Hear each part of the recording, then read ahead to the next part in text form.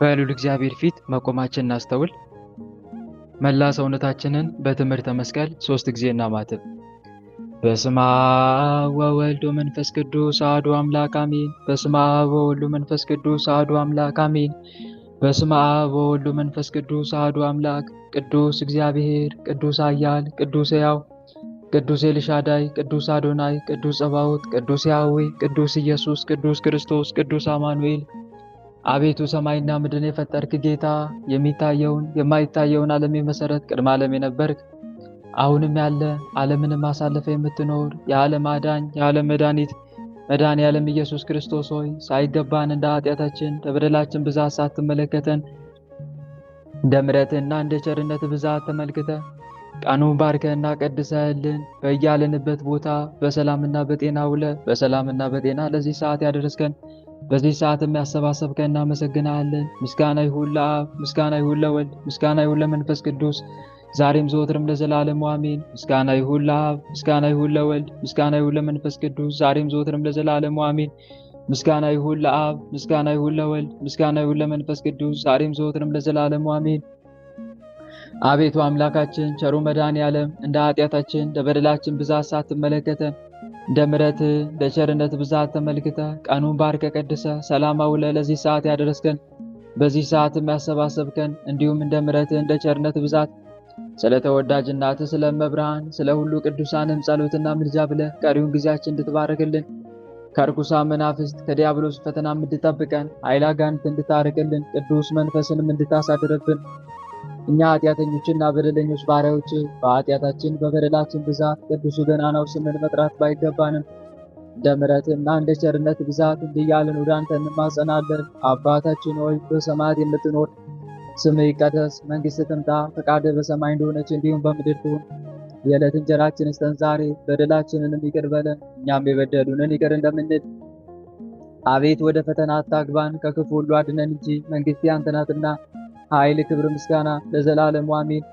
እመቤታችን ቅድስት ድንግል ማርያም ሆይ በመልአኩ በቅዱስ ገብርኤል ሰላምታ ሰላም እንልሻለን። በሐሳብሽ ድንግል ነሽ፣ በሥጋሽም ድንግል ነሽ። የአሸናፊ የልዑል እግዚአብሔር እናት ሆይ ሰላምታ ላንቺ ይገባሻል። ከሴቶች ሁሉ ተለይተሽ አንቺ የተባረክሽ ነሽ፣ የማኅፀንሽም ፍሬ የተባረከ ነው። ጸጋን የተመላሽ ድንግል ሆይ ደስ ይበልሽ። ጸጋን የተመላሽ መመኪያችን ሆይ ደስ ይበልሽ። ጸጋን የተመላሽ አማላጃችን ሆይ ደስ ይበልሽ። ልዑል እግዚአብሔር ካንቺ ጋር ነውና ከተወደደው ልጅሽ ከጌታችን ከመድኃኒታችን ከኢየሱስ ክርስቶስ ዘንድ ይቅርታንና ምሕረትን ለምኝልን ኃጢአታችንን ያስተሰርይልን ዘንድ ለዘላለሙ አሜን። በስመ አብ ወወልድ ወመንፈስ ቅዱስ አሐዱ አምላክ አሜን። ክርስቶስ ተንሥአ እሙታን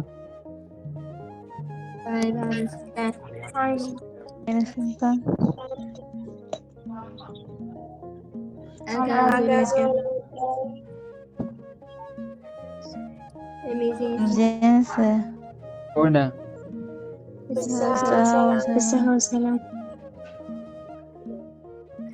ምዕመናንና ምዕመናት እናት አባቶቼ እህት ወንድሞቼ በወደደን እስከ ሞትም ድረስ ባፈቀረን በኃያሉ አምላካችን በቸሩ መድኃኔዓለም ፍጹም ሰላም እንደምን አረፈዳችሁ? እንደምን ቆያችሁ? እግዚአብሔር ይመስገን። እንደምን አምላካችን በሰላምና በጤና ለዚህ ሰዓት አደረሰን አደረሳችሁ? አሜን። እግዚአብሔር ይመስገን ብለን ቅዱሱ ገናናው ስሙን ጠርተን እንድናመሰግነው የፈቀደልን ሰማይና ምድርን የፈጠረ ጌታ የሚታየውን የማይታየውን ዓለም የመሰረተ ቅድመ ዓለም የነበረ አሁንም ያለ ዓለምንም አሳልፎ የሚኖር የዓለም መድኃኒት የዓለም አዳኝ መድኃኔዓለም ኢየሱስ ክርስቶስ ቅዱሱ ገናናው ስሙ ከባሕርይ አባቱ ከአብ ስም ከባሕርይ ሕይወቱ ከመንፈስ ቅዱስም ጋር በእልፍ አእላፋት ቅዱሳን መላእክት በጻድቃን ሰማዕታት እርሱ በፈጠረው ፍጥረታት አንደበት ሁሉ ከአጽናፍ እስከ አጽናፍ ለዘላለም የተመሰገነ ይሁን አሜን። ሁላችንም እጅግ አድርገን የምንወዳት የምናከብራት የምንገዛላት የልባችን ብርሃን የመንገዳችን ፋና የሕይወታችን ተስፋ እማምላክ ወላዲተ አምላክ ወለላይቱ ቅድስት ድንግል ማርያም ስሟ ከአጽናፍ እስከ አጽናፍ ለዘላለም የተመሰገነ ይሁን አሜን። እልፍ አእላፋት ቅዱሳን መላእክት ቅዱሳን ነቢያት ቅዱሳን ሐዋርያት ቅዱሳን ጻድቃን ሰማዕታት ሁሉም በየማዕረጋቸው ለዘላለም ክብራቸው ከፍ ከፍ ያለ ስማቸውም የተመሰገነ ይሁን አሜን። እህት ወንድሞቼ እንኳን ለታላቁ ሰማዕት ለልዳው ኮከብ ለሊቀ ሰማዕታት ለቅዱስ ጊዮርጊስ ዓመታዊ ለዕረፍቱ መታሰቢያ ክብረ በዓል በሰላምና በጤና አደረሰን አደረሳችሁ። አሜን። በእውነት የታላቁ ሰማዕት የሊቀ ሰማዕታት የቅዱስ ጊዮርጊስ ረድኤትና በረከት በዛሬቱ ቀንም በወራዊም ሆነ በዓመታዊ ታስበው የዋሉ ቅዱሳን እንዲሁም የጻድቁ አባታችን የአባ ሮቆ በዛሬቱ ቀን በወራዊም ሆነ በዓመታዊ ታስበው የዋሉ ቅዱሳን ሁሉ ረድኤታቸው በረከታቸው በእኛ ላይ ለዘላለም ይደርብን። አሜን። እህት ወንድሞች፣ እንደ እግዚአብሔር መልካም ፈቃድ የዛሬውን መርሐ ግብራችንን ጀምረናል። የዛሬው መርሐ ግብራችን እንግዲህ እንደተለመደው ከስንክሳር ነው የምንጀምረው። የሚያዝያ 24 የነገውን ስንክሳር እናዳምጥና ከስንክሳሩ እንማማራለን ማለት ነው። ቀጥታ ወደ ስንክሳሩ እንግባ።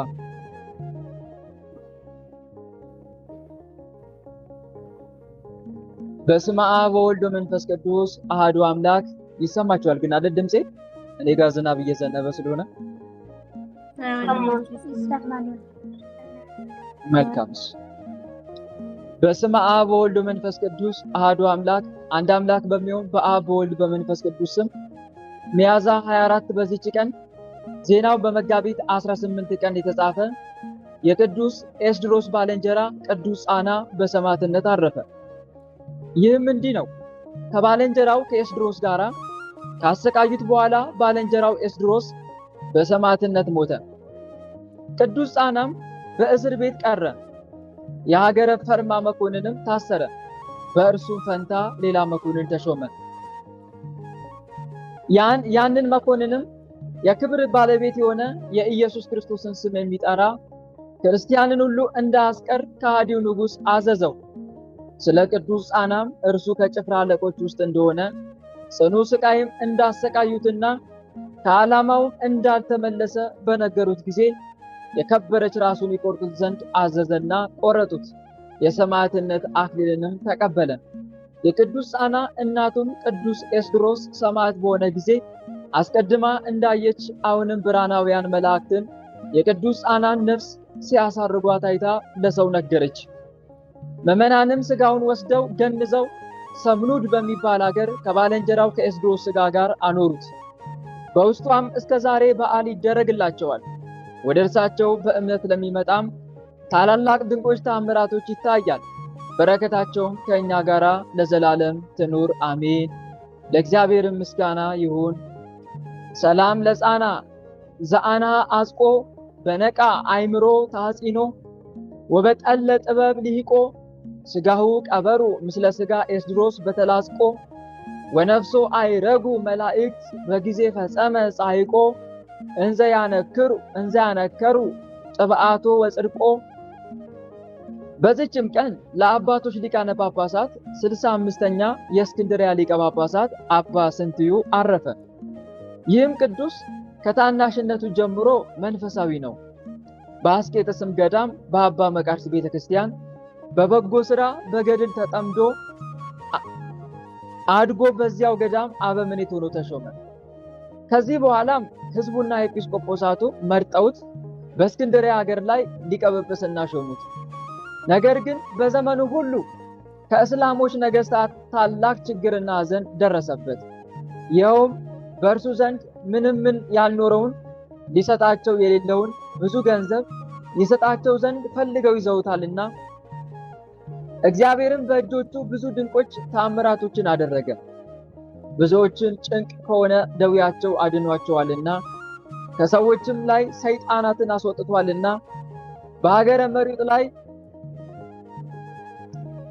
መሪጥ ላይ በጸሎቱ ዝናምን አዝንሟልና እነርሱም ዝናምን ከማጣት የተነሳ ወንዞቻቸው ጉድጓዶቻቸው ሁሉ ደርቀው ከረሃብና ከውሃ ጥም የተነሳ ለሞት ተቃርበው በታላቅ ረሃብ 3 ዓመት ኑረዋልና በሰማዕት ቅዱስ ሚናስ ቤተክርስቲያን በዓልን ሊያከብር ወደ እርሳቸው በደረሰ ጊዜ የዚያች ሀገር ሰዎች ወደ እርሱ ተሰብስበው ውሃ በማጣት እንደተቸገሩ ነገሩት። እርሱም ፈጽሞ አጽናናቸው። የቅዳሴውንም ሥርዓት ከፈጸመ በኋላ ፍጥረቶቹን ይቅር ይላቸው ዘንድ ይራራላቸውም ዘንድ ወደ ጌታችን ለመነ። የፀሐይ መግቢያም በሆነ ጊዜ ዝናብ ማንጠባጠብ ጀመረ። ከዚያም በራ። ይህም አባት እንዲህ ብሎ ማለደ። የክብር ባለቤት ጌታዬ ኢየሱስ ክርስቶስ ሆይ፣ ባለጸጋ ሆይ፣ ሕዝብን ልትራራላቸውና ልትምራቸው ብትወድ በለጋስነትህና በብዙ ቸርነትህ ከበረከትህ ይመሉና ይጠግቡ ዘንድ በፍቅርህና በምሕረት ዓይንህ ተመልከታቸው። ይህንንም ብሎ የንዋሙን ጸሎት ሊጸልይ ወደ መኝታው ገብቶ ሁለተኛም ወገኖቹን ያስባቸውና ይምራቸውም ዘንድ ወደ እግዚአብሔር ለመነ። ወዲያውኑ ታላቅ ነጎድጓድና መብረቅ ሆነ።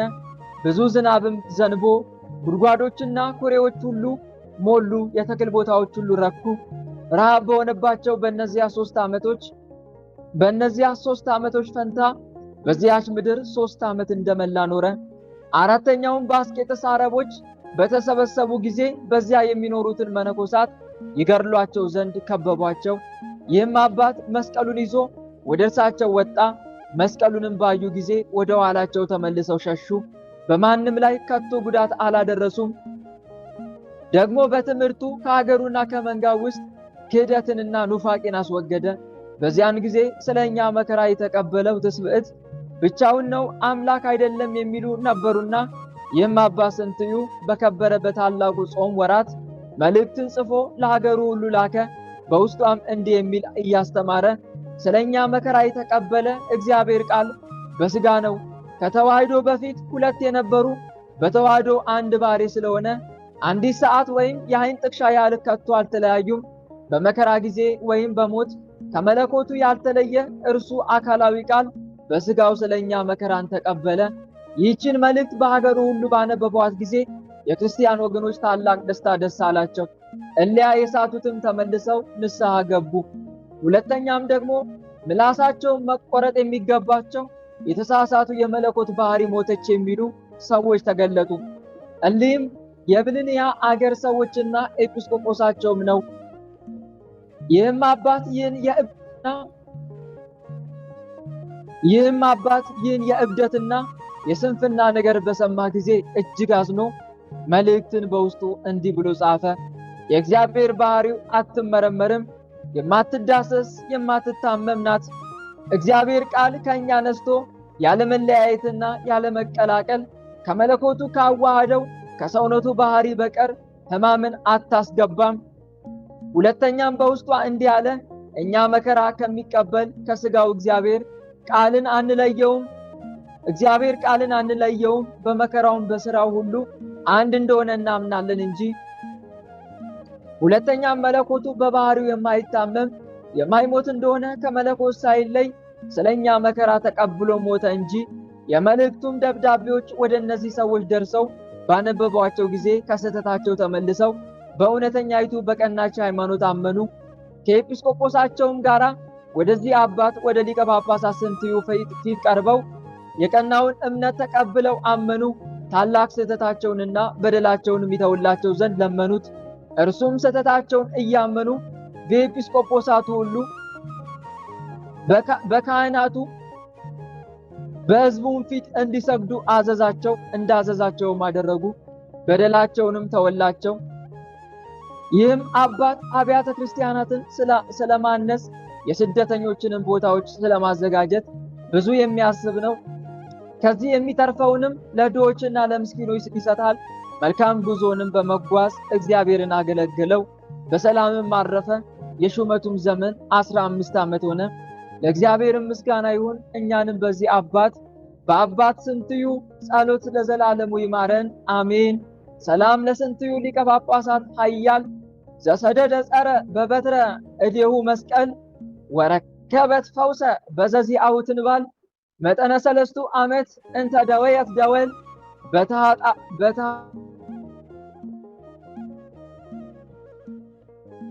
በታጠቀረችና የከበረችበት የአባ ይድራ መታሰቢያው ሆነ። ክብር ጌትነት ገንዘቡ ለሆነ ለእግዚአብሔር ምስጋና ይሁን ለዘላለሙ አሜን።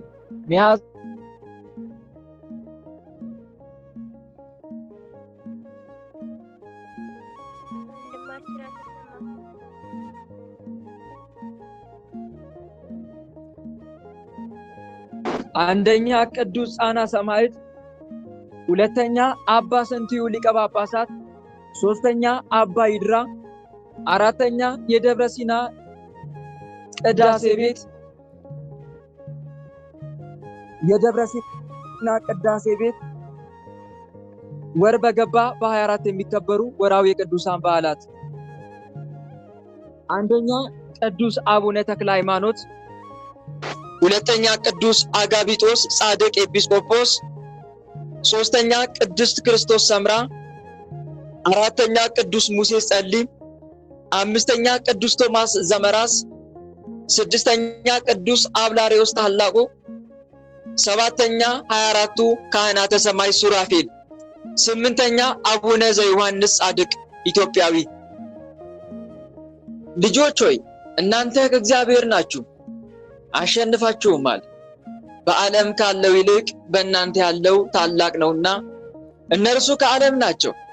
ስለዚህ ከዓለም የሆነውን ይናገራሉ፣ ዓለሙም ይሰማቸዋል። እኛ ከእግዚአብሔር ነን፣ እግዚአብሔርን የሚያውቅ ይሰማናል፣ ከእግዚአብሔር ያልሆነ ግን አይሰማንም።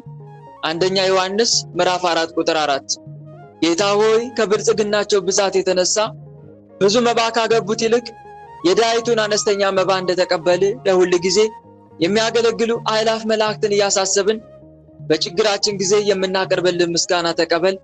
እናንተም ቅዱሳን ነቢያት፣ የወንጌል ሰባኪያን ሐዋርያት፣ ሰማዕታትና ጻድቃን፣ ትጉሃን መላእክት፣ ፍጹማን ደናግል እንዲሁም ደጋጎች መነኮሳት ሆይ ልጅ አዋቂ ሳይለይ የምንሰባሰብበትን ይህንን ጉባኤያችንን ባርኩልን።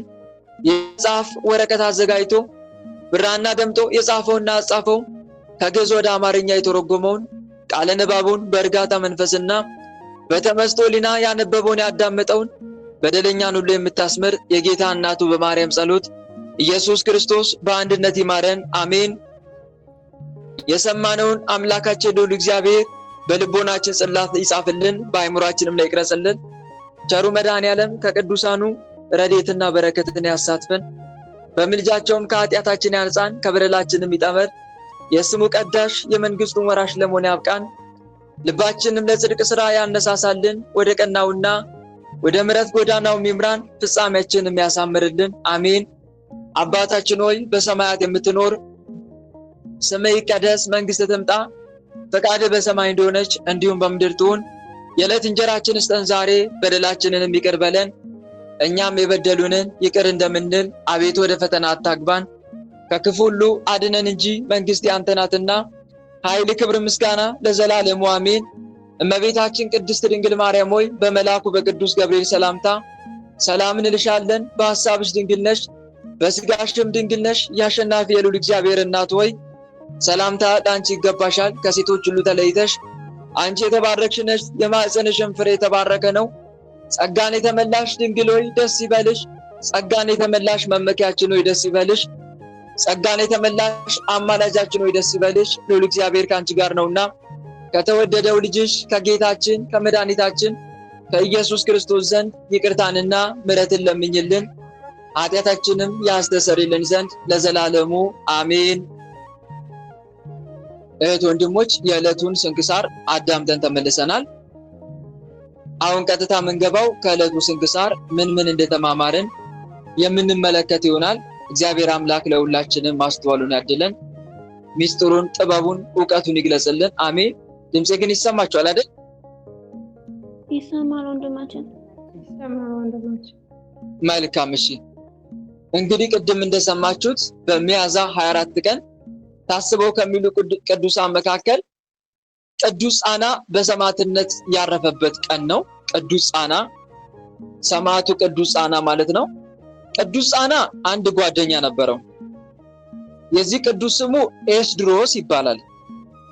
ትዝ ይላችሁ እንደሆነ መጋቢት 18 ላይ ስለ ሰማዕቱ ቅዱስ ኤስድሮስ ተማምረን ሰምተን አዳምጠንም ነበረ። ስንክሳር መጋቢት 18ን ወደ ኋላ ብትመለከቱት ስለ ቅዱስ ኤስድሮስ ስለ ሰማዕቱ ቅዱስ ኤስድሮስ ተማምረን ነበር።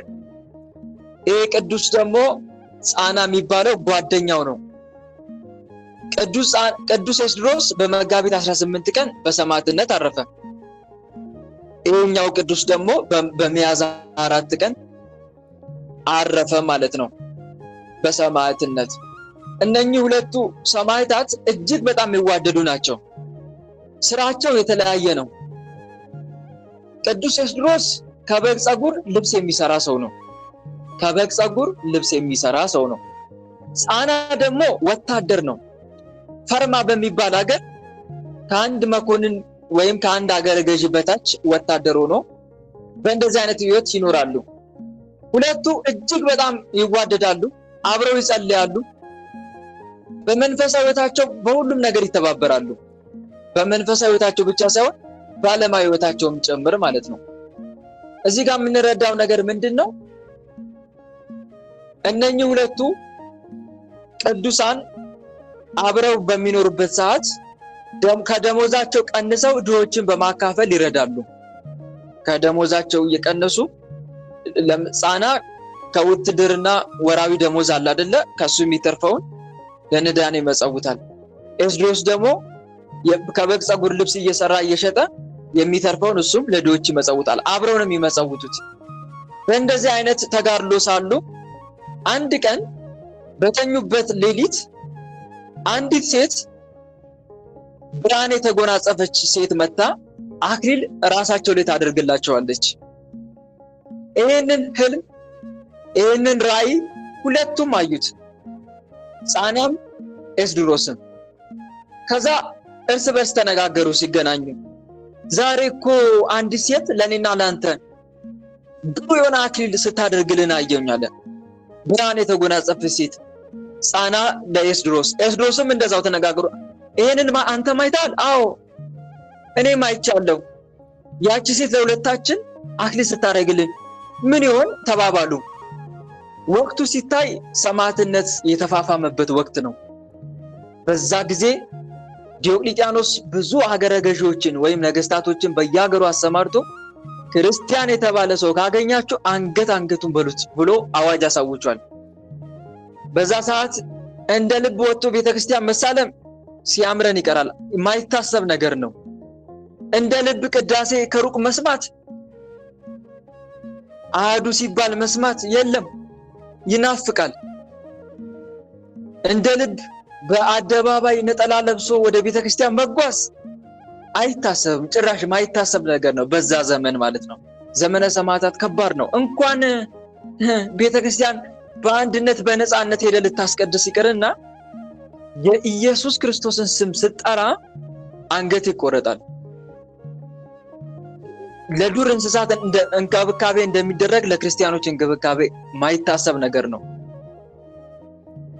አራዊት ከተገኘ በሩቅ እንደሚገደሉሉ ወይም እንደሚገድሉት ሁሉ አዳኞች ክርስቲያንም ልክ እንደዛው ክርስቲያን መሆኑ ከታወቀ ይገደላል። እና በጣም ከባድ የሆነ ዘመን ነው። በዛ ሰዓት ሳሉት እስቲ ባይሙራችሁ።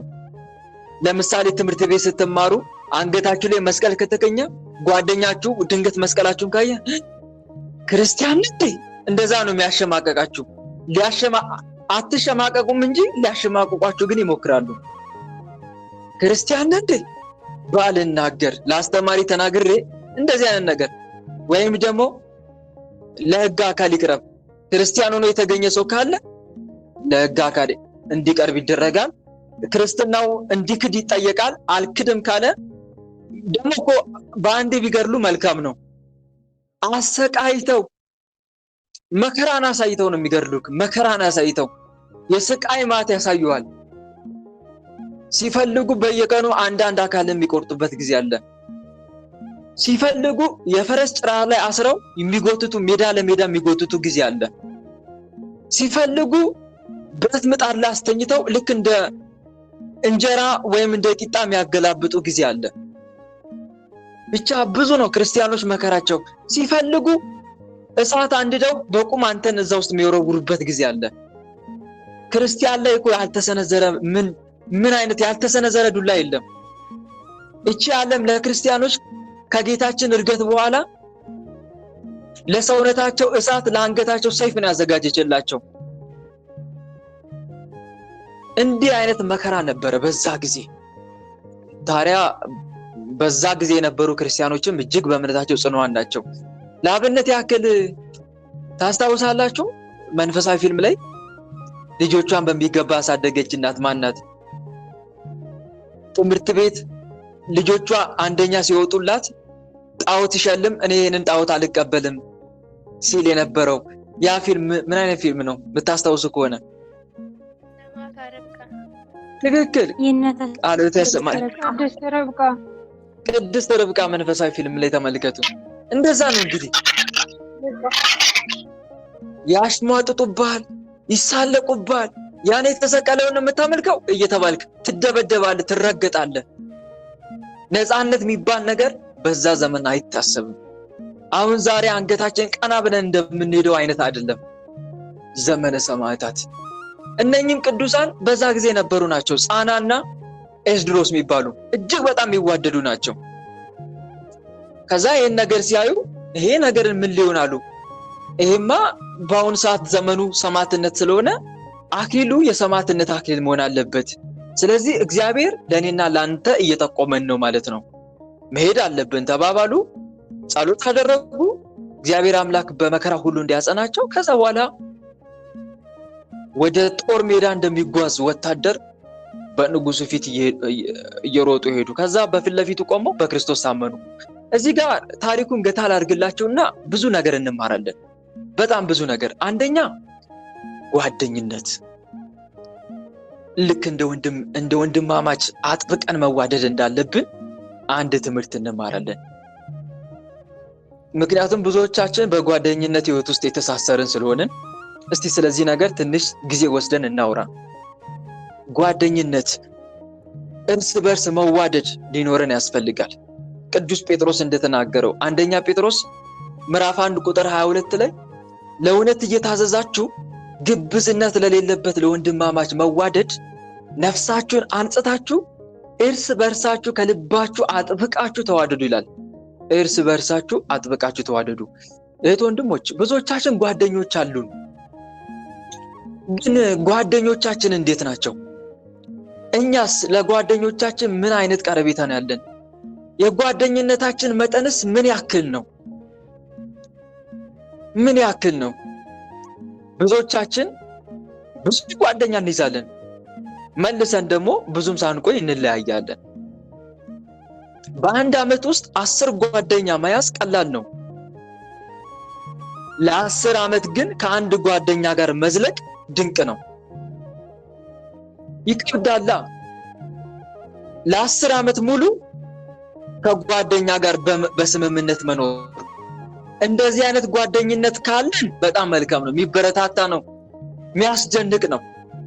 ግን ይሄ ለጊዜው ጓደኝነት ትመሰረቱና እንደገና ተመልሳችሁ መለያየት፣ ይሄ ትክክል አይደለም።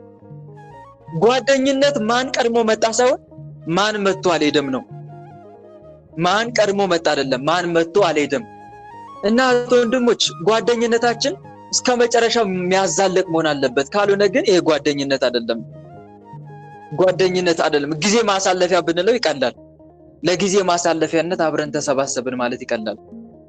እና ጓደኝነታችንን ማጥበቅ አለብን ነው ዋናው መልእክቴ። ግን ጓደኝነታችን እንዴት ይጥበቅ? መሰረቱስ ምንድነው መሆን ያለበት? መሰረቱ ወንድሞች፣ የጓደኝነት መሰረቱ መንፈሳዊነት ነው መሆን ያለበት። መንፈሳዊነት በተለይ በሃይማኖት ከሚመስለን ሰው ጋር ብናደርገው መልካም ነው። መጽሐፍ ቅዱስ እንዲህ ይላልና ከማይመች ሰው ጋር አትጠመዱ ይላል። ከማያምኑ ሰው ጋር በማይመች ሁኔታ አትጠመዱ። ሁለተኛ ቆሮንቶስ ምዕራፍ 6 ቁጥር 14 እስከ 15 ላይ ከማያምኑ ሰዎች ጋር በማይመች አካሄድ አትጠመዱ። ስለዚህ ጓደኛ ስንመርጥ በሃይማኖት የሚመስለን ቢሆን በጣም መልካም ነው። እኔ የምመክራችሁ አንዱ ይሄ ነው። ሁለተኛ ደግሞ ወንድሞች፣ ጓደኝነት ሲባል ከጸባችን ጋር ከባህሪያችን ጋር አብሮ የሚሄድ መሆን አለበት። የብዙዎቻችን ጓደኝነት ማይዘልቀው ከዛ አንፃር ነው። ለምሳሌ አንተ የምትወደውን ያኛው የሚጠላ ከሆነ እንዴት አብረህ ትዘልቀዋለህ? አንተ ዝም ማለት ባህሪ ሊሆን ይችላል፣ ያ ሰው ደግሞ የሚለፈልፍ ሊሆን ይችላል። ስለዚህ ሳታወራው ስትቀር ጥሎ ይሄዳል ማለት ነው። ሳታወራው ስትቀር ጥሎ ይሄዳል ያ ሰው ማለት ነው። ይሄ ብቻ አይደለም። አንተ ለምሳሌ መዝሙር ማዳመጥ ልትወድ ትችላለህ፣ ወይም መዝሙር ማዳመጥ ልትወጂ ትችላለሽ። ጓደኛሽ ግን ዘፈን ማዳመጥ ነው የምትወደው። እንዴት ይዛለቃል? አንቺ መዝሙር ስትከፍቺ እሷ ዘፈን የምትከፍት ከሆነ አያዛልቅም። ማያዛልቅ ነገር ነው። ስለዚህ ወንድሞች ከባህሪያችን ጋር የሚሄድ ሰው ነው መምረጥ ያለብን በጓደኝነት። ይሄ ዝም ብሎ ብቻ ግን አራምባና ቆምቦ ወይንም ሆድና ጀርባ የሆነ ጓደኝነት ትክክል አይደለም እና አንድ ማንዘልቅበት ምክንያት ከኛ ጋር አብሮ ማይሄድ ሰው ማይመስለን ሰው በጸባይ ማይመስለን ሰው ጋር እንገጥምና ከጊዜ በኋላ እንለያያለን ማለት ነው።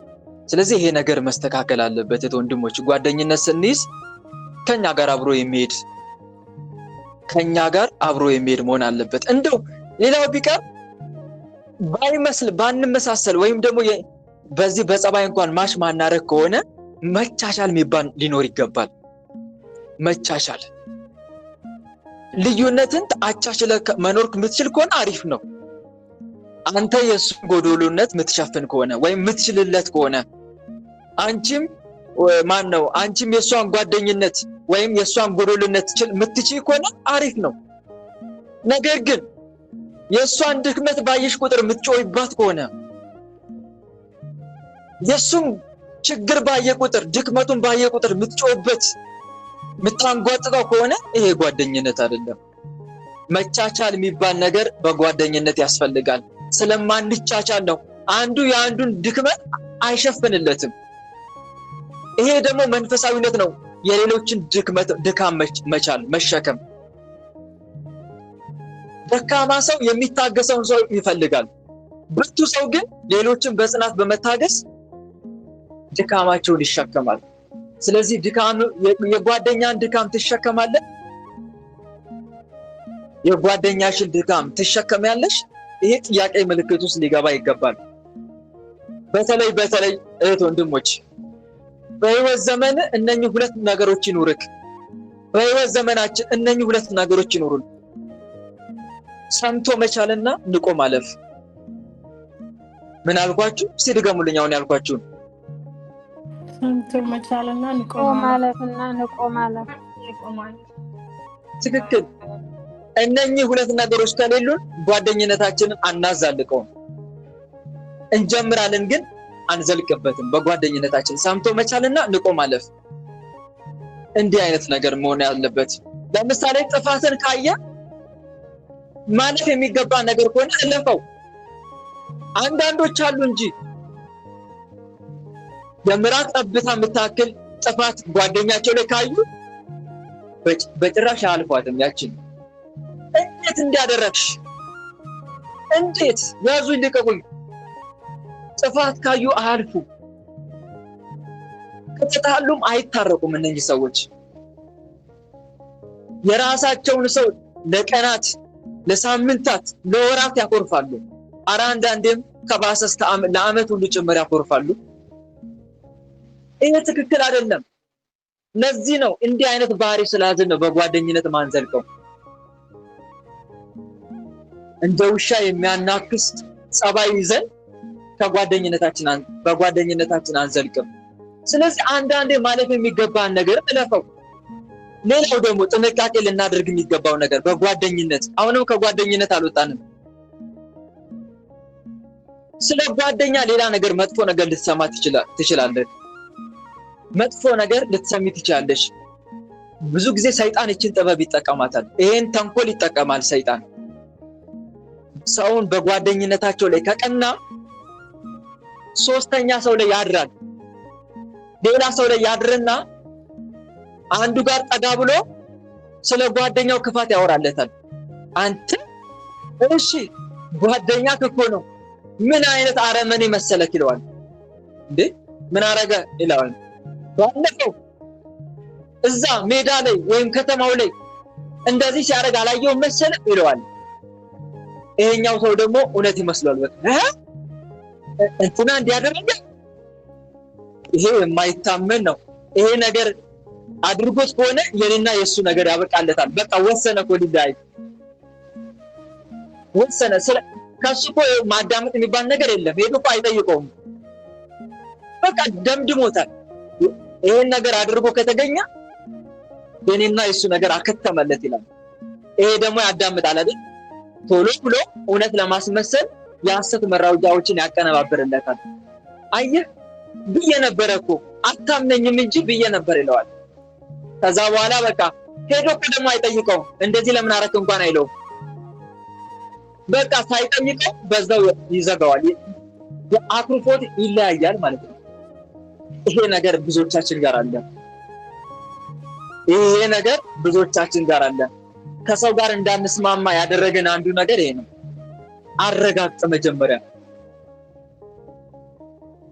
ስለ ጓደኛ የሆነ ነገር ሰው የሆነ ነገር ካለ ብለህ አታዳምጠው።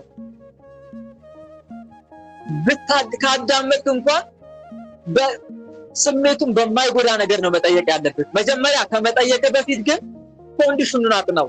ጓደኛን አድርጎት እንደሆነ አላደረገው እንደሆነ እንዲሁ ዝም ብለህ ብቻ ከዛ በኋላ ስታናገረው ስሜቱን በማይጎዳ መልኩ።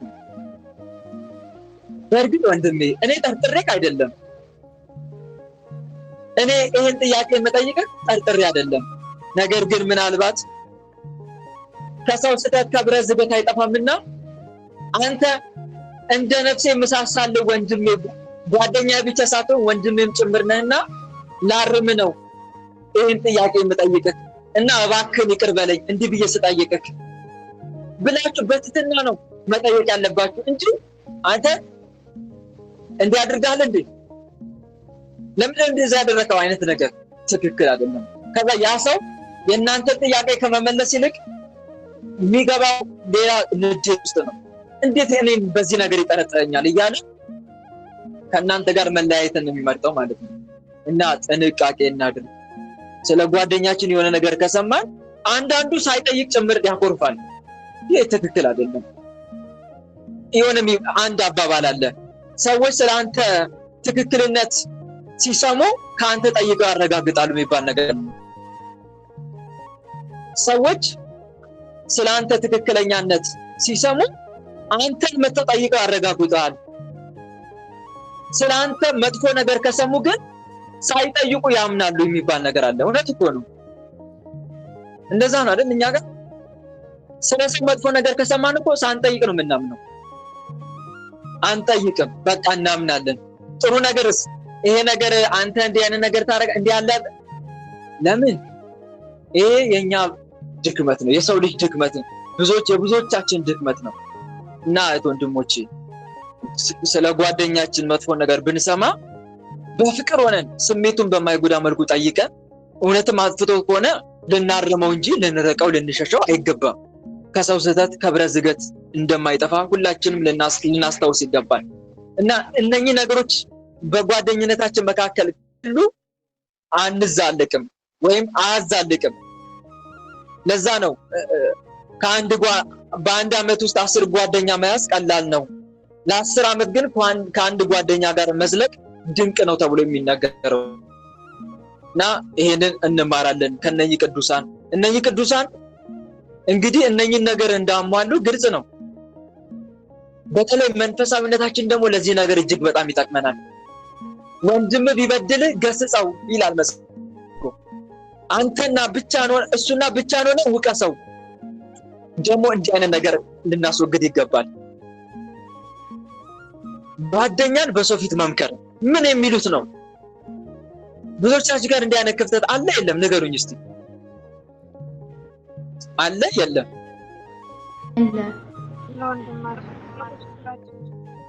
ጓደኛን በሰው ፊት መምከር ይሄ ትክክል አይደለም።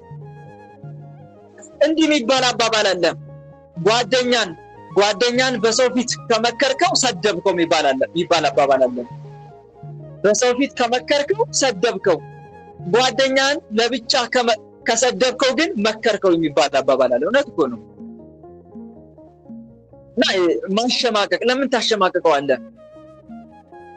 የእውነት የምትወደው ከሆነ እጁን ይዘው ወደ ጓዳ ወስደህ አትመክረው? ለምን እንዲያረክ ገጸው? ምን በአደባባይ ስሙን ታጠፋለህ? መምከር እሱ ይሸማቀቃል። በዚህ ሰዓት ምድር ተከፍታ ብትውጠው ይቀለዋል። አንተ በሰው ስትመክረው ምድር ተከፍታ ብትውጠው ይቀለዋል። እና ይሄ ትክክል አይደለም። ትክክል አይደለም። እነኚህ ነገሮች በጓደኝነታችን መካከል ክፍተት ካሉ ሊስተካከሉ ይገባል ወንድሞች። እና ኤስድሮስና ጣና ግን በሚገባ የሚዋደዱ ከእንደነኛ አይነት ነገሮች የራቁ ቅዱሳን ናቸው። ተዋደው ነው የኖሩት። እግዚአብሔርም የነሱን ፍቅራቸውን ተመልክቶ ነው ለሁለቱም አክሊል ያዘጋጀላቸው፣ ለሰማዕትነት የጠራቸው። ሌላው ደግሞ ይመጸውታሉ ካገኙት። ሌላው ደግሞ ወንድሞች አሁንም በጓደኝነት የምመክረው ምክር አልጨረስኩም፣ አላለቀም። አንዱ ከአንዱ የሚሻል መሆኑን ማሰብ መቻል አለበት። እኔ አሁን ለምሳሌ ከበደና አየለ ካሉ ከበደ አየለ ከሱ እንደሚሻል ማሰብ መቻል አለበት። አየለም ከበደ ከሱ እንደሚሻል ማሰብ መቻል አለበት። እኔ እበልጣለሁ የሚል ስሜት ካለ ግን እጅግ በጣም አደገኛ ነገር ነው። እኔ እበልጣለሁ፣ አንተ ትብስ፣ አንተ ትብስ፣ አንተ ትብስ፣ አንተ ትብስ፣ አንቺ ትብሽ፣ እንዲህ አይነት ነገር ያስፈልጋል።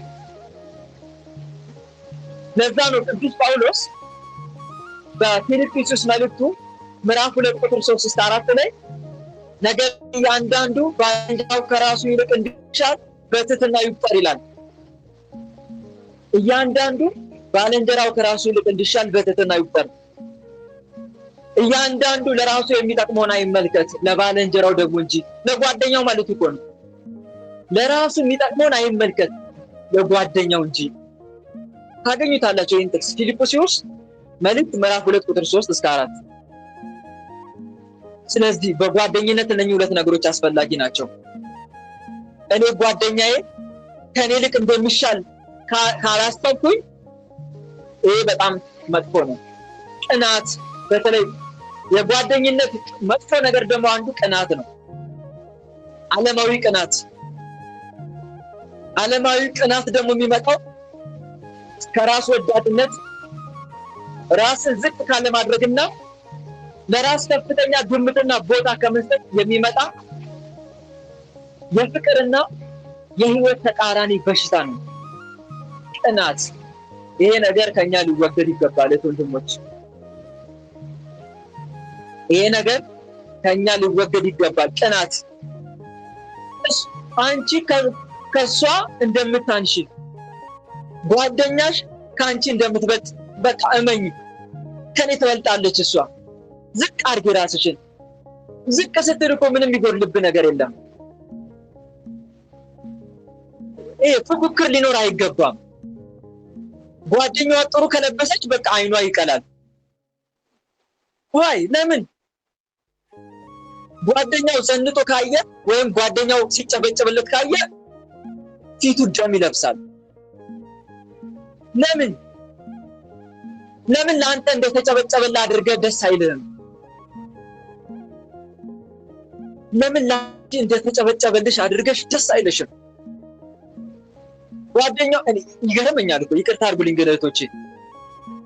ሁለት ሴቶች መንገድ ላይ እየሄዱ አንዷ ጓደኛዋ ከተለከፈች ያልተለከፈችዋ ያማታል። እንዴ እንዲህ አይነት ነገር አለ የለም? እስቲ ሳትዋሹ ንገሩኝ እህቶቼ፣ አለ የለም?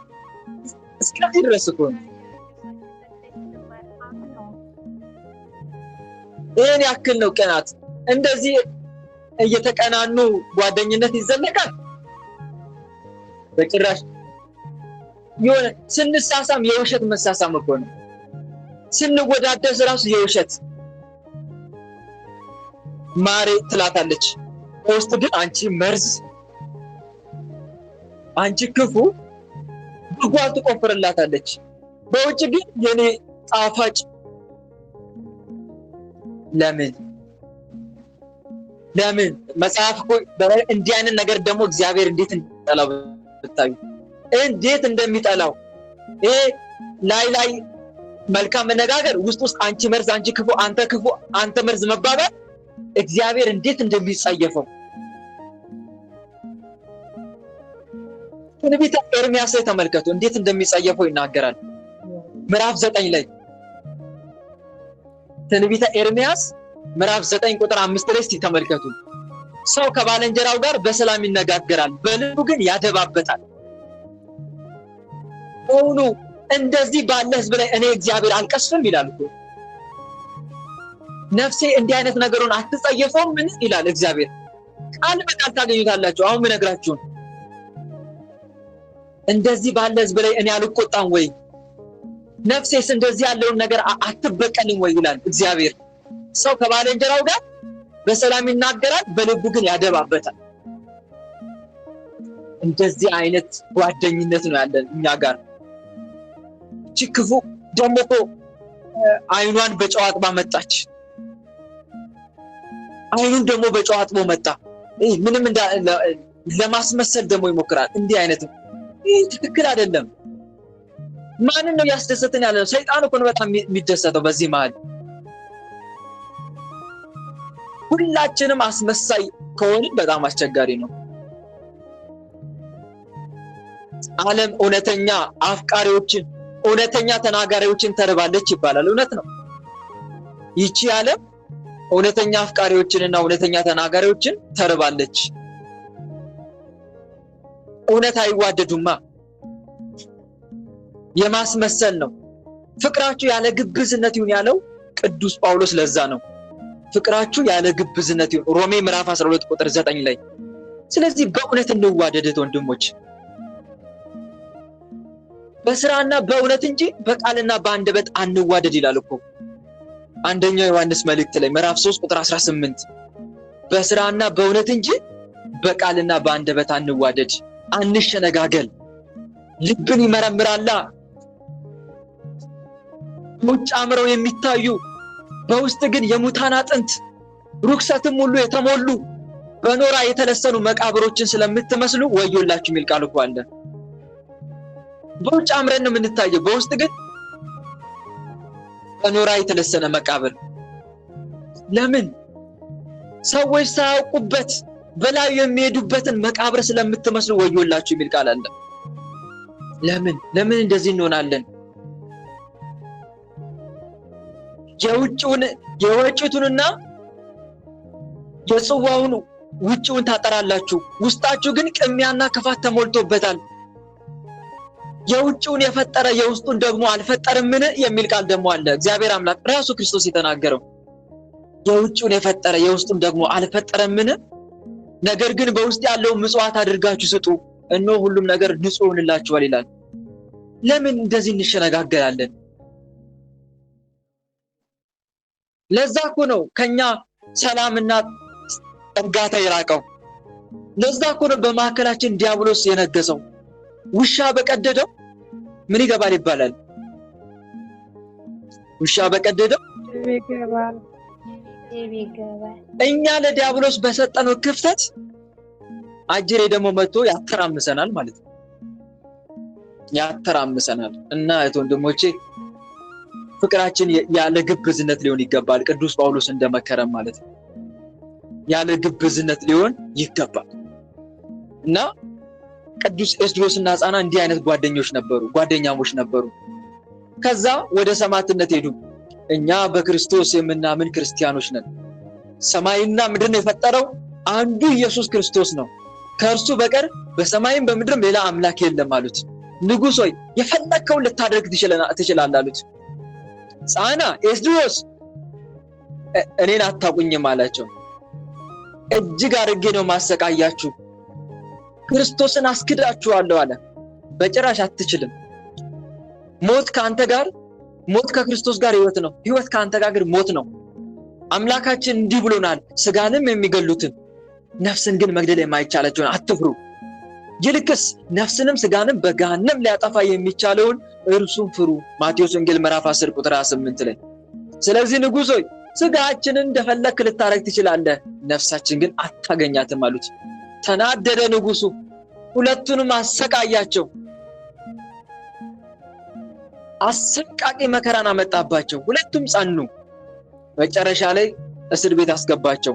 አንደኛውን ሕፃናን ወደ እስክንድርያ ላከው። መኮንኑ ሕፃናን ወደ እስክንድርያ ማለት ግብፅ ሀገር ማለት። እዛው ኤስድሮስ ደግሞ እዛው ፈርማ ላይ ቆየ። ከጥቂት ጊዜ በኋላ የእስክንድርያው አገረ ገዢ ወደ ፈርማ ላከው። ማንን? ሕፃናን። ከዛ ተገናኙ፣ እርስ በርስ ተሳሳሙ፣ ስለደረሰባቸው መከራ ተነጋገሩ። መጨረሻ ላይ የፈርማ አገረ ገዢ ኤስድሮስ በእሳት እንዲቃጠል አደረገው። አዘቅት ጉድጓድ ቆፍረው በእሳት አቃጠሉ። መጋቢት 18 ላይ አለ ታሪኩ። ከዛ ነፍሱን እንዲቀበል ወደ አምላኩ ተማጸነ። እሳቱ እየነደደ ውስጥ ዘሎ ገባ ኤስድሮስ። ከዛ እሳቱ ልክ እንደገባ ነፍሱን ከስጋው እግዚአብሔር ለያት። ምንም የተቃጠለው ነገር የለም። ከራስ ፀጉሩ እስከ እግር ጥፍሩ የተቃጠለ ነገር የለም። ቸሩ መድኃኒዓለም ከራስ ፀጉራችሁ አንዲቷ እንኳን አጠፋም፣ በመታገሳችሁ ነፍሳችሁን ታገኛላችሁ እንዳለ ምንም የተቃጠለው ነገር የለም። ከዛ ወስደው ቀበሩት። ክርስቲያኖች ወስደው በክብር አኖሩት። እዚህ ጋር ግን እናትየዋ የሕፃና እናት ከጓደኛው በመለየቱ ታለቅስለት ነበረ። ለማ ለሕፃና። ኤስድሮስ ግን የክብር አክሊል ሲቀበል እናቱ ታይ ነበረ እና በሚያዝያ 24 በወሩ ደግሞ ይኸው ዛሬ ቅዱስ ሕፃና አንገቱ ተሰይፎ ሰማዕትነትን ተቀበለ። ቅዱስ ሕፃና። በእውነት የእነኚህ ቅዱሳን ረድኤትና በረከት በሁላችንም ይደርብን። ቸሩ መድኃኒዓለም ለእነኚህ ለሁለት ጓደኛሞች እንዲህ አይነት ፍቅርን እንደለገሳቸው ለእኛም ፍቅሩን ይግለጽልን። ቸሩ መድኃኒዓለም ክርስቶስ እርስ በርሳችን እንድንዋደድ ያድርገን። የውሸት ውዴታ ሳይሆን በእውነትና በፍቅር እንድንዋደድ ያድርገን። መልካም ፍሬም አፍርተን የስሙ ቀዳሽ የመንግስቱን ወራሽ ለመሆን እንድንበቃ አምላካችን መልካም ፈቃድ ይሁንልን። አሜን። ሌላው ወንድሞቼ በሚያዝያ 24 ቀን ታስበው ከሚሉ ቅዱሳን መካከል ቅድም እንደሰማችሁት አባ ስንትዩ የተባለ ሊቀ ጳጳስ ያረፈበት ቀን ነው። አባ ስንትዩ በአስቄጥስ ገዳም ከታናሽነቱ ጀምሮ በተጋድሎ የጸና አባት ነው። በነገራችን ላይ አስቄጥስ ገዳም ብዙ ቅዱሳኖችን አፍርቷል። በጣም ብዙ ሊቀ ጳጳሳት የወጡበት ከዚህ ገዳም ነው። አስቄጥስ የአባ መቃርስ ገዳም ግብጽ ሀገር የሚገኝ እጅግ በጣም የታወቀ ገዳም ነው። አስቄጥስ የቅዱሳን መናሪያ ብንለው ይገልጸዋል። ብዙ ቅዱሳን ወጥተውበታል። ብዙ አባቶች የቤተክርስቲያን ሊቃነ ጳጳሳት ወጥተውበታል አስቄጥስ ገዳም እና እዚህ ገዳም በጣም ሲጋደል ነበረ። በበጎ ስራ በገድል ተጠምዶ አድጎ በዚያው ገዳም አበምኔት ሆኖ ተሾመ። በነገራችን ላይ ለዚህ ገዳም ለአባ መቃርስ እግዚአብሔር ቃል ገብቶለታል። ከገዳም ጻድቅ አይታጣም ብሎ ማለት ነው። ጻድቅ ለሊቀ ጵጵስና የሚበቃ ጻድቅ አይታጣም ከገዳም ብሎ እግዚአብሔር አምላክ ለአባ መቃርስ ቃል ገብቶለታል እና አስቄጥስ ገዳም እጅግ በጣም የታወቀ ነው ለማለት ፈልጌ ነው። ከዚህ በኋላ ህዝቡና ኤጲስቆጶሳቱ መርጠውት መጀመሪያ እዛው አበምኔት ሆኖ ተሾመ። በመልካም አገልግሎ ሲያገለግል ቆይቶ ህዝቡ የሱን ማንነት ተመልክተው በእውቀትም ፍጹም በመልካም ምግባርም ፍጹም መሆኑን አይተውት ከዛ በእስክንድርያ ሀገር ሊቀ ጵጵስና ሾሙት። ግን ይሄ ቅዱስ ይገርማቸዋል። በህይወት ዘመኑ ፈተና በፈተና ነው ህይወቱ። ፈተና በፈተና እየተፈተነ ነው የኖራት። በተለይ ሙስሊሞች እስላሞች የነገሱበት ወቅት ስለሆነ በዛ ሰዓት ከእስላሞች ብዙ ግፍ ይደርስበት ነበረ። ምንም የሌለውን ወርቅ ካላመጣ እያሉ ያሰቃዩት ነበር። ገንዘብ ካላመጣክ ለምንም ቢሆን አምጣ እንዲህ ያደረጉ ስለ ገንዘብ ፍቅር ያሰቃዩት ነበር። እግዚአብሔር ግን የዚህን ቅዱስ ጽናት እያየ በእጆቹ ብዙ ድንቆች ታምራቶችን ያደርግ ነበር። ብዙዎችን ጭንቅ ከሆነ ደዌ ያድናቸዋል። ከሰዎች ላይ ሰይጣናትን ያስወጣል። በጸሎቱ ዝናም ያዘንም ነበረ። አባ ስንትዩ ብዙ ነገርን ሲያደርግ ነበረ፣ ጸሎት ሲያደርግ። ስለዚህ ከዚህ ቅዱስ የምንማረው ወንድሞች፣ በነገራችን ላይ በምድር ላይ መከራና ፈተና የሚገጥመን አንድም ጠንካራ እንድንሆን ነው። ምክንያቱም የማይገለን ማንኛውም ፈተና ጠንካራ ነው የሚያደርገን። አስተምሮን ያልፋል፣ ጠንካራ አድርጎን ያልፋል እንጂ እኛን የሚጎዳ ነገር አይደለም። ሌላው ደግሞ እግዚአብሔር በሚበልጠው ሊሾመን ሲል በሚያንሰው ይፈትነናል። በሚበልጠው ሊሾምክ ሲል ነው። ታዲያ በመንግስተ ሰማይ የምታገኘው ዋጋ ትልቅ ነው። በዛ የምታገኘው ዋጋ ክብርና ዋጋ ትልቅ ከሆነ በምድር ላይ ትፈተናለህ እንደ ወርቅ። የክርስቲያን ፈተና ወርቅን በእሳት ውስጥ እንደሚፈትኑት አይነት ፈተና ነው። ወርቅ እሳት ውስጥ በገባ ቁጥር የበልጥ ጥራቱ እየጨመረ ነው የሚመጣው። ክርስቲያንም በዚህች ምድር ላይ በተፈተነ ልክ በሰማይ ክብሩ እየጨመረ ነው የሚመጣው። በምድር ላይ ስለ ክርስቶስ የምንቀበለው ማንኛውም መከራና ፈተና በመንግስተ ሰማይ የሚጠብቀን የሽልማቱን ዋጋ መመልከቻ መስታወታችን ነው። ፈተናው ማለት ነው። ፈተናው ለዛ ነው ቅዱስ ጴጥሮስ በአንደኛ መልእክቱ ምዕራፍ 4 ቁጥር 12 እስከ 13 ላይ ምን አለ? ወዳጆች ሆይ በእናንተ መካከል እንደ እሳት ሊፈተናችሁ ስለሚሆነው መከራ ድንቅ ነገር እንደመጣባችሁ አትደነቁ። ነገር ግን ክብሩ ሲገለጥ ደግሞ ሐሴት እያደረጋችሁ ደስ እንዲላችሁ በክርስቶስ መከራ በምትካፈሉበት ልክ ደስ ይበላችሁ ይላል። ምክንያቱም ዋጋችን እየጨመረ ነው።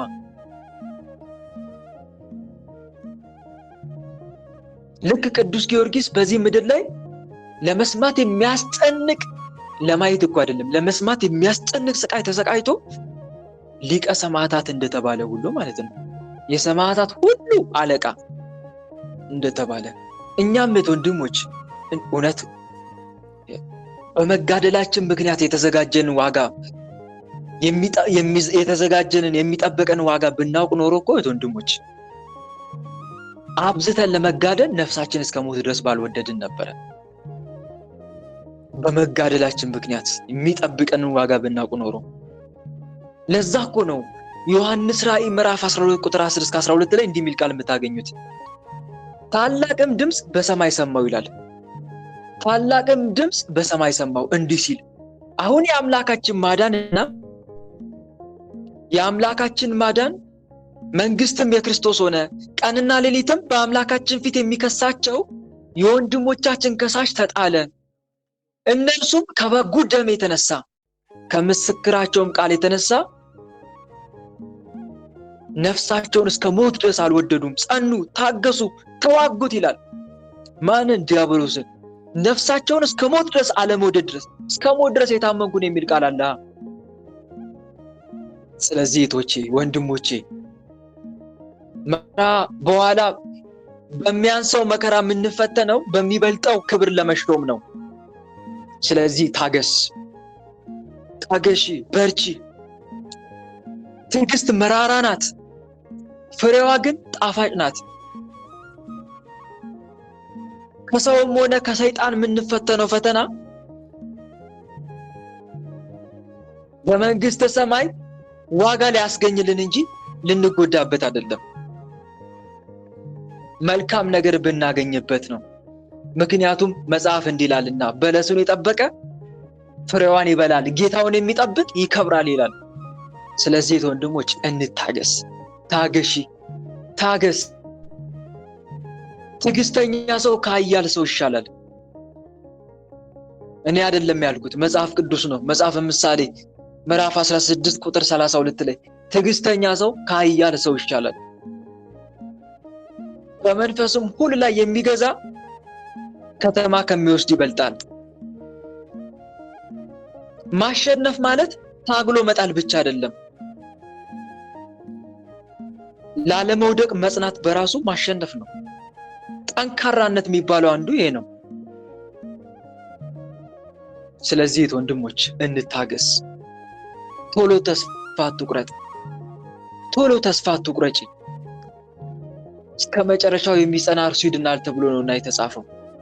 እና በዚህ ምድር ላይ ስትፈተን ታገስ፣ ልትታገስ ይገባል።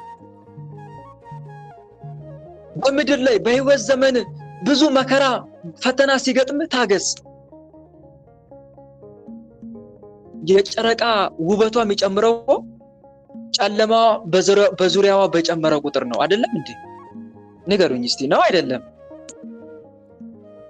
የጨረቃ ውበቷ ድምቀቷ የሚጨምረው ጨለማ በዙሪያዋ ሲጨምር እኮ ነው፣ በጨመረ ቁጥር እኮ ነው። ስለዚህ ልንታገስ ይገባል። ደግሞ አንድ ነገር አትርሱ። ብዙ ዝናብ ዘንቦ እንደሚያባራ ሁሉ ብዙ ፈተናም አልፎ ብዙ መከራም አልፎ ደስታም ይሆናል። ሁሌ መከራ እንደጸናብህ አትኖርም። ፈተና እንደጸናብሽ አትኖሪም። እግዚአብሔር አምላክ ጣልቃ ይገባና ፈተናን ጋፕ ያደርግልሃል። እና ይህንን ነገር እንዳንረሳ እሺ። ተስፋ አትቁረጡ ነው። እርፍ ይዘህ ወደ ኋላ አትመልከት። እርፍ ይዘህ ወደ ኋላ አትመልከት። ማንም እርፍ በእጁ ይዞ ወደ ኋላ የሚመለከት ለእግዚአብሔር መንግስት የተገባ አይደለም ይላል ቃሉ ሉቃስ ወንጌል ምዕራፍ 9 ቁጥር 62 ላይ። ብዙዎቻችን እርፍ ይዘን ወደ ኋላ እየተመለከትን ነው። እርፍ ያልኩት በቁሙ እርፍ ማለቴ እንዳልሆነ ግልጽ ነው። ጸሎት ጀምረን ወደ ኋላ እየተመለከትን ነው።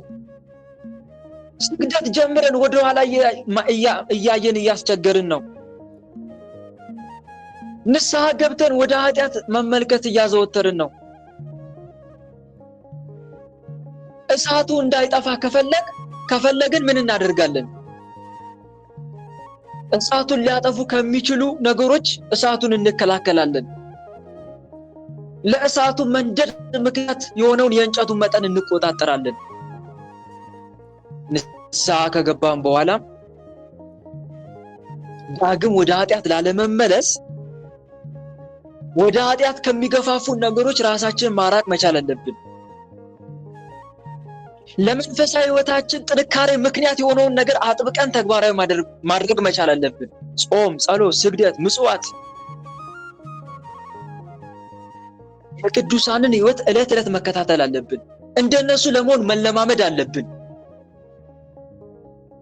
ቅዱሳት መጻሕፍትን አዘውትረን ማንበብ አለብን። ብዙዎቻችን ኃጢአት መስራት እንደሌለብን እያወቅን ኃጢአት የምንሰራው ለምን ይመስላችኋል? ኃጢአት መስራት እንደሌለብን እያወቅን ኃጢአት የምንሰራው መጀመሪያ ጥልቅ በሆነ ስሜት የጀመርነው መንፈሳዊ ሕይወት በዓለማዊ ነገሮች ተውጦ ሲቀዛቀዝና አስኮንኑን ምን ብለን የምናስባቸውን ትንንሽ ኃጢአቶችን መቃረም ስንጀምር በዚህም የጸጸት አጥር ከልባችን ተወግዶ ልባችን በኃጢአት ሐሳብና ምኞት ሲናወጥና እግዚአብሔርን መፍራት ስናቆም ነው ዳግም ወደ ኃጢአት የምንመለሰው። ስለዚህ ወደ ኃጢአት ከሚመሩ ማንኛውም ነገሮች ራስን ልትቆጠብ ይገባል ማለት ነው። ይሄን ነገር ተግባራዊ እናድርግ እና ምን ለማለት ፈልጌ ነው? በመከራችን እንጽና፣ ተስፋ እንቁረጥ ነው ዋናው ርዕሴን እንዳለቅ። ይሄ ቅዱስ አባ ስንትዩ በሕይወት ዘመኑ በመከራ ሲፈተን ይኖረ አባት ነው። ደግሞ ከዚህ ቅዱስ ሌላው የምንማረው ምንድነው? ለሌሎች ጸሎት ማድረግን፣ ለተጨነቁ ጸሎት እናድርግ። ለራስ ብቻ አይደለም ወንድሞች። ሕይወት ተኖረ የሚባለው ለራስ ብቻ ሲኖሩ ሳይሆን ለሌሎችም ጭምር ሲኖር ነው። ስንኖር ነው ሕይወት ተኖረ የሚባለው። ስለራሱ ብቻ የሚኖር ሰው በጭራሽ አልኖረም ይባላል። እውነት ነው አይደል? ስለራሱ ብቻ የሚኖር ሰው በጭራሽ አልኖረም። ራስን ብቻ ለምን? ስለዚህ ለሌላውም ጭምር ለቤተሰብ መጸለይ አለብን። ለወገን፣ ለዘመድ፣ ለአዝማድ መጸለይ አለብን። ለዛ ቅዱስ ጳውሎስ ልመናና ጸሎት ለነገስታት፣ ለመኳንንት፣ ለሰዎች ሁሉ ልናቀርብ ይገባል ብሎ የተናገረው አንደኛ ጢሞቴዎስ ላይ ተናግሯል። ምዕራፍ 2 ቁጥር 1 እስከ 2 ላይ ለሰው ሁሉ መጸለይ መቻል አለብን። ለአዋፋት፣ ለዓለም ሁሉ መጸለይ መቻል አለብን። እምነታቸውን ክደው ሰዎች ሁሉ ጭምር መጸለይ መቻል አለብን። በልዩ ልዩ ፈተና ለሚፈተኑ እህት ወንድሞቻችንም ጭምር መጸለይ አለብን። ጌታ ሆይ የተጨነቁትን እባክህ ናቸው እያለ መጸለይ አለብን። ጌታዬ መድኃኔዓለም በልዩ ልዩ የአጋንንት ስርዓት ነው የሚሰቃዩትን እባክህ ፍታቸው ብለን መጸለይ አለብን። ጌታ ሆይ ሌሊቱ አልነጋ ብሏቸው በህመም እየተሰቃዩ ያሉት ሰዎችን እባክህ ድረስላቸው እያለ መጸለይ አለብን። አሉ እኮ እህት ወንድሞች ለኛ ለስም አጠራሩ ክብር ምስጋና ይግባውና ጤናን ሰጥቶን ነው እንጂ ኩላሊታቸውን እኮ በየጊዜው እያጠቡ የሚኖሩ እኮ ብዙ እህት ወንድሞች አሉ። በየሆስፒታሉ የወደቁ እኮ አሉ። ለምን እነሱን አናስብም? በምጽዋት ብቻ እኮ አይደለም እነሱ የምናስበው፣ በጸሎትም ጭምር እንጂ። እንደዚህ እንጸልያለን።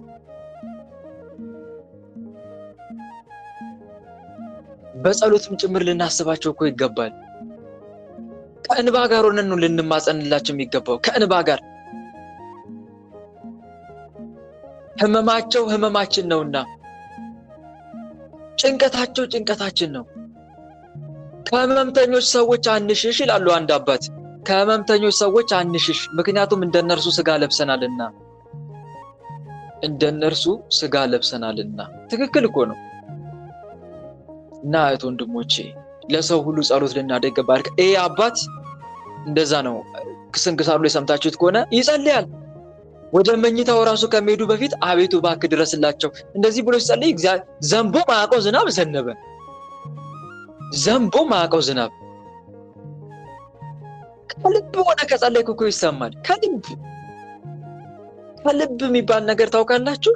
ልክ ዳዊት እንዲህ ብሎ እንዳለው አቤቱ አንተን ከጥልቅ ጠራው አለ። ከጥልቅ ጠራው፣ ከጥልቅ ጠራው። እስቲ አስቡት። ማንም ጩኸቴን በማይሰማኝ ጉድጓድ ውስጥ ወድቄ ከጥልቅ ጠራውክ። ውሃ ሊያሰጥመው አንገቱ ላይ የደረሰበት ሰው የድረሱልኝ ጥሪ እንደሚያሰማ ያክል እኔም ከጥልቅ ጠራውክ አቤቱ። እንዲህ አይነት ጸሎት፣ ከልብ ጸሎት የሚባለው እንዲህ ነው። የልቤ ችግር ብዙ ነው ከጭንቀት ያውጣኝ እያለ የምንጸልየው ጸሎት። እንግዶች ቆመውብኛል ኃያላንም ነፍሴን ሽተዋታልና አቤቱ ድረስልኝ ያለ የምንጸልየው ጸሎት። ከጥልቅ እንደዛ ከሆን ከጸለይክ፣ ለማንኛውም ሰው ከጸለይክ ይደርሳል ያ ጸሎት። ፍቅር ማለት እኮ ይሄ ነው።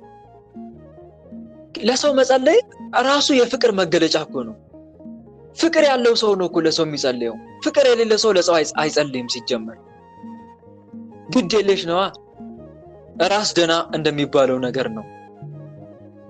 እኔ ደና ከሆንኩ ስለሌላው ምን አገባኝ አይነት ነገር። ለምን የሰው ህመም እኮ ህመማችን ሊሆን የሰው ህመም ካልተሰማን እኛ ምንም ፍቅር የሚባል ነገር የለም ማለት ነው። እና እንዲህ አይነት ነገር ሊኖር ይገባል እኛ ጋር። ይህ አባት በዚህ ከሱ ልንማር ይገባል። ሌላው ሃይማኖት ላይ አይታገስም። ሃይማኖት ጥስ ካገኘ ምንፍቅና ካየ ይቃወማል አጥብቆ።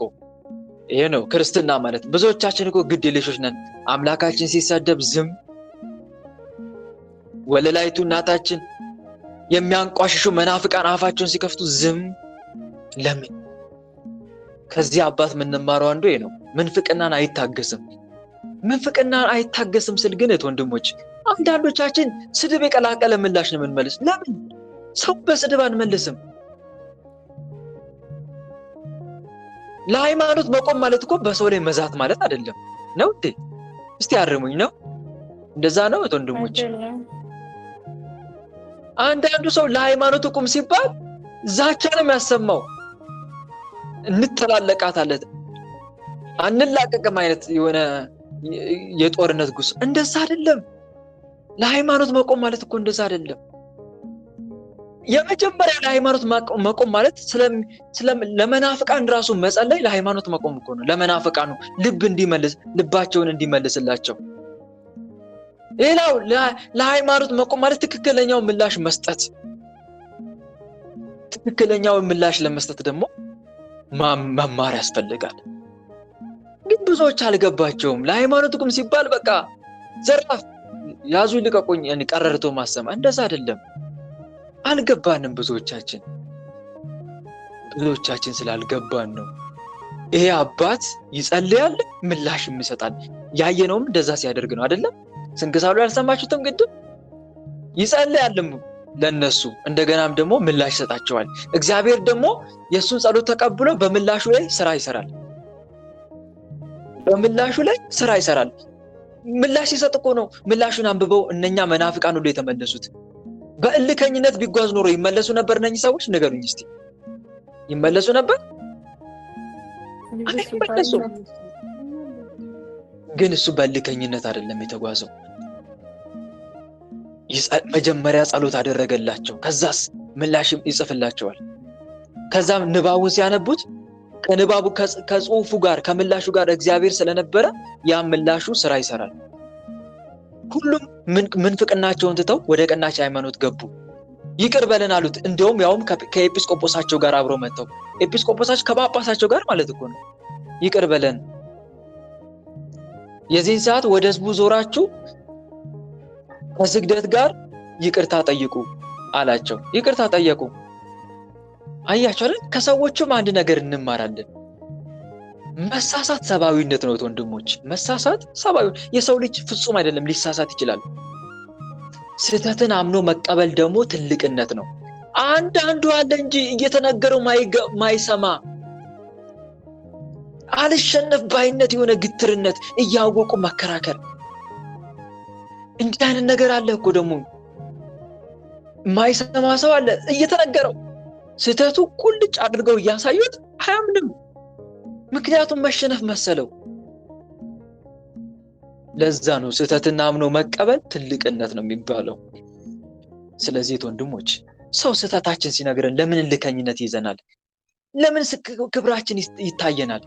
ለክብሩ ነው የሚጨነቀው። አሁን ላምን ነው ስህተቴ አይነት ነገር ያሳፈረናል። አጀሬም ይመጣል ያንሾካሹካል። ወይኔ አሁን ስህተትሽን ልታምኝለት ነው? ስህተትህን ልታምንለት ነው? ኧረ ተው ተግደርደር፣ እያወቅማ ተከራከር አይነት ነገር በልባችን ሹክ ሲልብን እኛም ደግሞ እያወቅን እንከራከራለን። ኧረ ጥሩ አይደለም፣ ትክክል አይደለም። እና ስህተትን አምኖ መቀበልም ጭምር እንዳለብን ከነኚህ ቅዱስ ሰዎች እንማራለን። ወደ ምንፍቅና ሄደው ከተመለሱ ሰዎች ማለት ነው። እና ከዚህ አባ ሰንቲዩ የምንማረው አንዱ ይሄ ነው። ከዛ የቅዱስ እግዚአብሔርን በሰላም አገልግሎ ነፍሱን ለእግዚአብሔር ሰጠ። ከዛ በኋላ ወደ ወደደው አምላኩ ሄደ።